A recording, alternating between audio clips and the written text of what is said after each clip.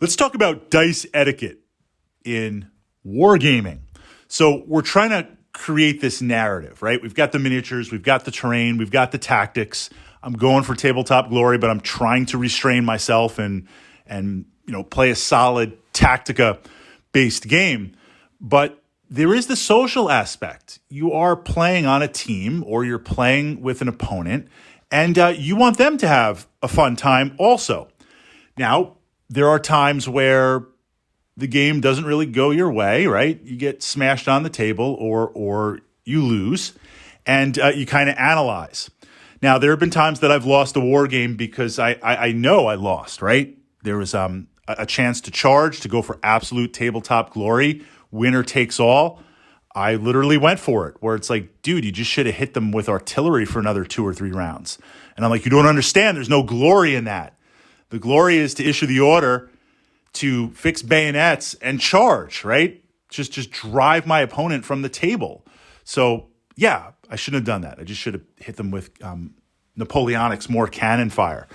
There's also this idea of sometimes your player is a tactically better player than you.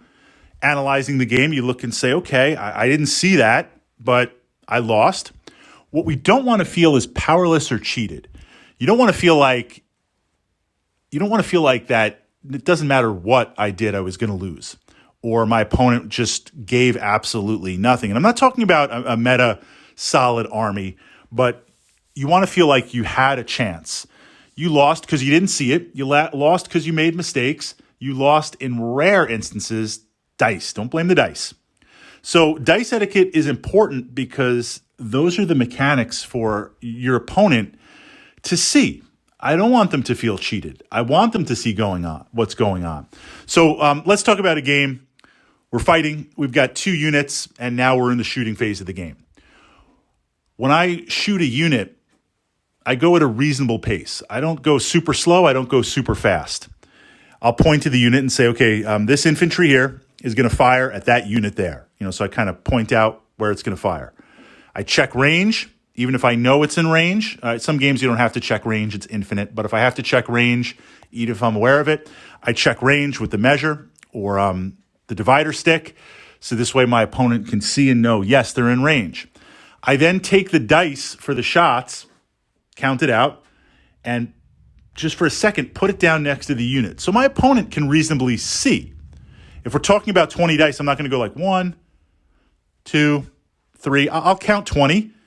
I'll put it next to the unit so they can reasonably see it. I'll roll the dice next to their unit, and then I pull off my misses. I pull off the misses. So now a brief pause, again, like a second or two, so they can see. Fritz rolled 20 dice. He pulled off the misses. There's 7 hits, right? I let them see it. Let them see the results. I count them up, 7 hits. Again, a reasonable pace so they can follow it. Then I might roll for armor or cover or wounds, whatever the system is going to be. And eventually, if we get to kills, right? So if it's chain of command where you hit and then 4s and 5s are shock, 6 are kills. I'll roll the dice, pull away the ineffective dice. The 4s and 5s I'll leave, and the 6s I'll leave.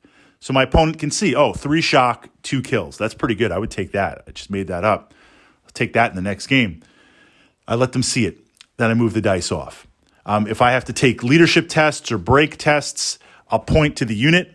I'll roll the dice next to that unit. I'll point to the next unit. I'll roll the dice. I want my opponent to be able to follow where I'm going, but I also want them to be able to see the dice. Fast rollers that just pick up a bunch of dice, roll it, and feel like, okay, 18 hits. You're like, 18 hits? You had 20 dice. Like, what? Or just roll a bunch of dice, count some things. Okay, 5 wounds and 6 kills. I want my opponent to see it. I want you to be able to see it and follow it and generally announce what I'm doing. I think that is good dice etiquette.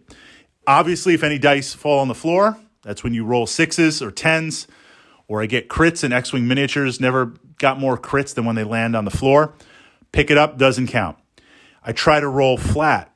If the die is a leaner, meaning it's leaning up against some terrain that might not be flush, or it's not clear, it's not on one side, I will pick it up and I will re-roll it.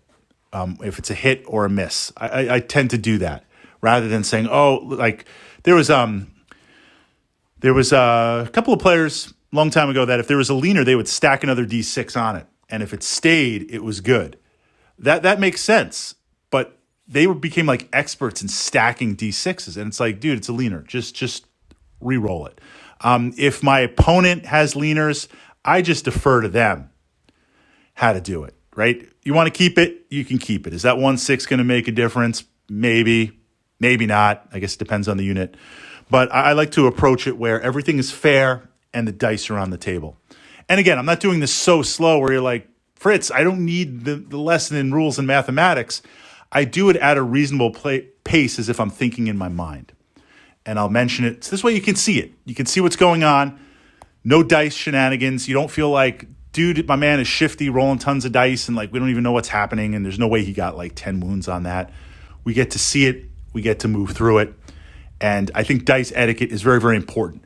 When it's your turn, I take my dice off the table, and if I have to make armor saves or cover saves, Fritz, 6 wounds, here you go. Then I'll point to the unit. I'll roll the dice right next to that unit. I'll pause. You can see the saves, cover saves, armor saves, whatever it's going to be.